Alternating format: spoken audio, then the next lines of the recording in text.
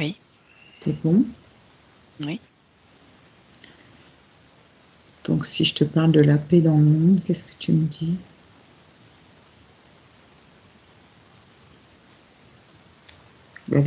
Avec l'actualité qui se passe, évidemment. Par rapport à l'Ukraine, par rapport à Israël.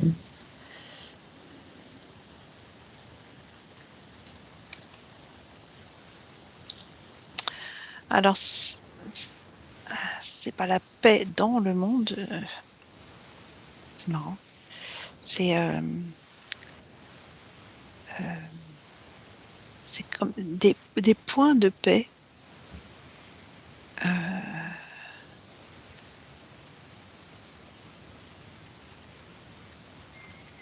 Alors, qu'est-ce que ça veut me dire?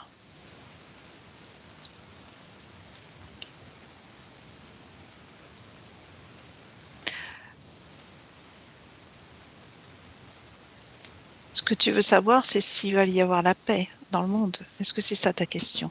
C'est quoi ta question? Ma question, en fait, c'est qu'est-ce qu'il faut penser comment va évoluer la situation en Ukraine? Ah, d'accord. Pour être vraiment... Oui, plus précisément, ouais, parce que là... Ça part dans tous les sens. Oui.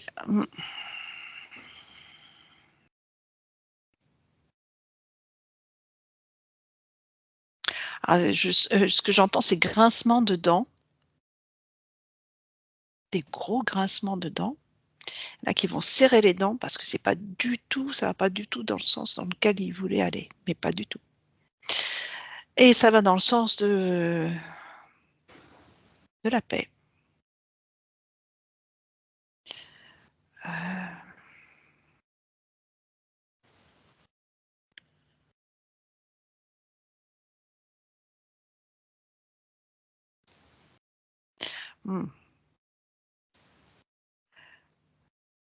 C'est pas gagné. Ça va être encore compliqué. Il va y avoir beaucoup de pourparlers, de négociations. Mais il va y avoir un arrêt, en tout cas, des armes. Enfin. Ouais, je vois comme un gros silence qui arrive. Mais une destruction terrible qui est là-bas. Une destruction. Oh là, j'avais des frissons partout. Oui, il faut aussi prier beaucoup pour les âmes qui sont parties. Oh, j'ai eu de grosses émotions là. Les âmes qui sont parties pour rien. Pour rien.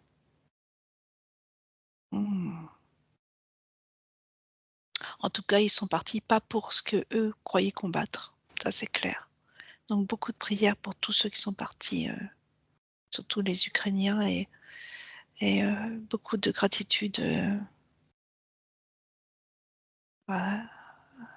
aux Russes. Certains étaient quand même avec un cœur qui n'était pas forcément dans... Enfin, peu importe. Donc, beaucoup de prières pour tous ceux qui sont de l'autre côté, partis.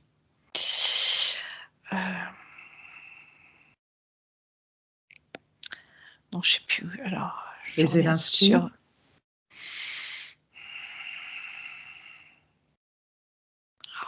Ouais, je vois comme une corde autour du cou. Hein. Ces jours sont comptés.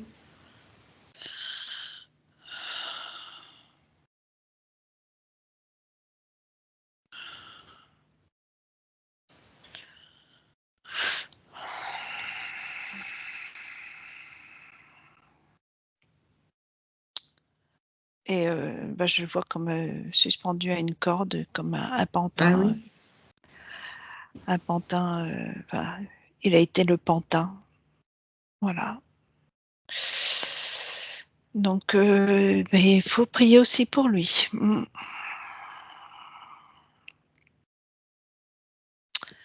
Parce qu'il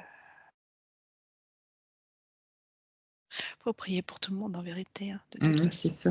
De toute façon, prier pour tout le monde. Mais bon, oui, là, c'est le silence des armes. Après, derrière, c'est pas encore...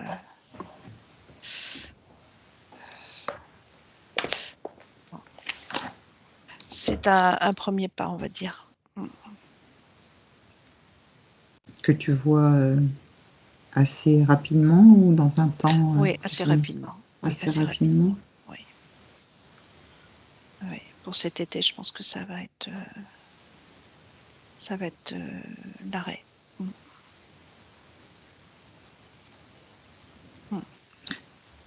Et au niveau de l'Europe, tu vois quoi? J'ai un mot qui me vient, c'est quelle Europe? Quelle Europe? Il n'y a plus d'Europe. Il n'y a plus de structure vraiment. C'est comme une mosaïque en fait. Comme c'était avant, d'ailleurs. Oui. Voilà. Donc là, c'est une déstructuration de l'Europe. Donc chaque pays reprend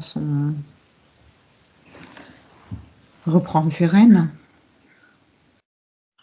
Voilà, tu me demandes quelque chose pour le futur. Parce que là, j'étais dans le présent de l'Europe, déstructuration. Même dans le présent, hein, oui. Mais la conscience, oui, mais il y a encore le noyau dur, malheureusement, qui est toujours là et qui n'est pas le bon noyau. Et qui se débat comme il peut, comme des cinglés, quoi. Ils deviennent cinglés, carrément. Mais complètement cinglés. Oh. Parce que c'était tellement immense ce qu'ils voulaient faire. Ils avaient tellement une vision globale du monde, la puissance sur le monde, c'est fou ça. Et que là, tout se déstructure sous le pied là, c'est un tremblement de terre pour eux, hein. Vraiment. Hein. Mais ils sont encore là, ils sont encore tant qu'ils sont. Ah non, ouais. Il faut que je me déconnecte parce que j'aime pas. Et donc, comment tu vois le printemps? Comment tu vois l'année? Je fais un dézoom là parce que j'étais pas. 0.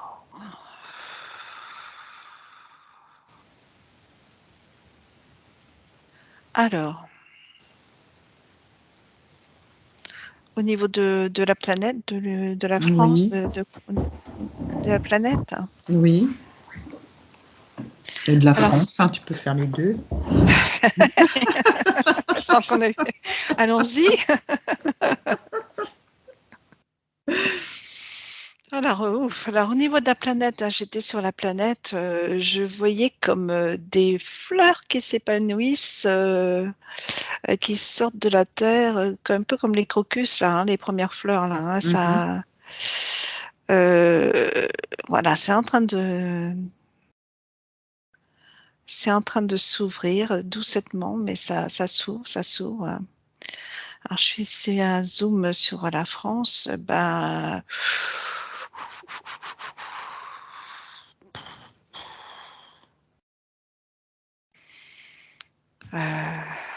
C'est comme si on avait un jardin en friche, là, dis donc. Alors oui, c'est très symbolique, mais... Alors oui, le jardin est en friche, voilà. C'est vraiment le grand bazar, son jardin. Mais il y a sous les mauvaises herbes, on va dire, voilà, ce qu'on n'arrive pas à vraiment voir où on met les pieds, il y a des jeunes pousses là qui arrivent et qui sont bien ancrés, bien solides. Donc le renouveau est là, prêt à... Mais il y a du nettoyage à faire, hein. Pour que les nouvelles plantes respirent et s'épanouissent, il y a du nettoyage à faire. Et il ne va pas se faire tout seul, hein.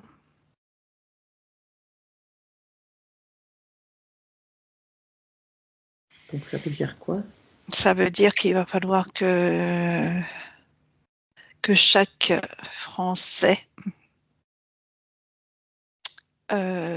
prenne conscience de son jardin, qu'il prenne conscience de sa France, de son pays, et qu'il aille gratter ce qu'il a gratté, à nettoyer, à purifier, à arracher les mauvaises herbes, c'est-à-dire relever les manches et dire nous reprenons possession de notre jardin, nous reprenons possession de notre France. Et on extirpe toutes les mauvaises herbes qui servent à rien, sinon à nuire. C'est-à-dire qu'on dit stop à certains élus qui ont laissé gangréner, qui ont laissé les mauvaises herbes pousser, qui ont laissé faire. Peu importe leur motivation, mais elles n'étaient pas bonnes. Et donc, repartir à zéro, mais repartir à zéro, c'est-à-dire, c'est que tout le monde se donne la main et décide de nettoyer et ensuite, une fois que c'est nettoyé, de réensemencer cette terre qu'est la France. Mais il va falloir une volonté de chaque citoyen.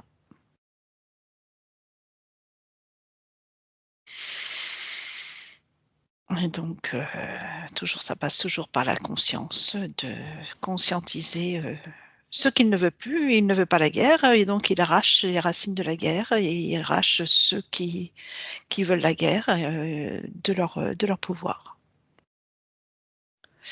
Il faut y aller, quoi. Il faut y aller. Il faut montrer ce qu'on ne veut plus et montrer ce que l'on veut. Être déterminé. Et il faut vraiment que les Français retrouvent leur détermination de ce qu'ils veulent vraiment vivre.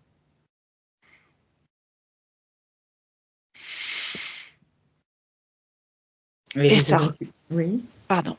Oui, ça repasse par des grincements de dents, évidemment. Oui, je t'écoute. Et je pensais aux agriculteurs, comment tu vois leur situation évoluer? Les agriculteurs sont comme tous Français, ce sont des citoyens aussi. Ils ont à prendre aussi conscience qu'ils sont pas mieux et pas pire, et pas moins bien lotis ou pas moins bien lotis que certains autres ouvriers de France, et qu'il faut qu'ils tendent la main aussi aux autres, et qu'ils ne pensent pas qu'à eux et à leur propre fonction. Hein, et de la même façon que les ouvriers qui ont plus tendance à s'ouvrir effectivement au monde agricole et à soutenir le monde agricole doit soutenir également le monde ouvrier. Et tous ceux qui sont en fonction salariée, enfin, tous ceux qui œuvrent, il faut vraiment qu'il y ait un rassemblement, mais un rassemblement dans le cœur. Déterminé pour la France. Se sentir alors citoyen, mais comment dire, locataire de cette terre qu'est la France. Non pas propriétaire, personne n'est propriétaire de quoi que ce soit, mais locataire respectueux de cette magnifique terre qu'est la France. C'est reprendre conscience de ce qu'est la France, c'est-à-dire cette terre et toute cette énergie, toute cette culture à tous les niveaux. Cette richesse, vraiment, c'est un peuple qui était très très riche à tous les niveaux. Et Et ça rejoint aussi le retour au sacré. Voilà, retrouver le sacré dans le peuple de la France.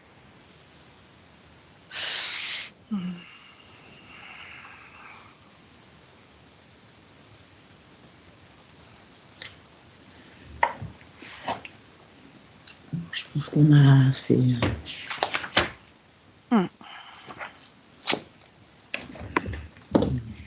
Donc je vais te laisser revenir tranquillement.